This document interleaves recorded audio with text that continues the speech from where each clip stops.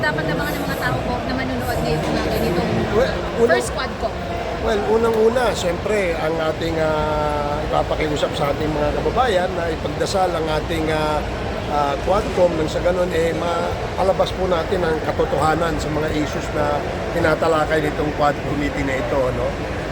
Marami pong nagpahayag ng kanilang suporta. No? At dahil dito, hopefully ito ay makatulong sa pagpalabas ng katotohanan sa mga issue na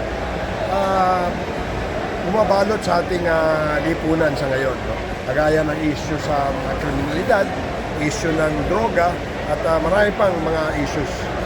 Sir, more or less, mga ilan po ang ating resource person?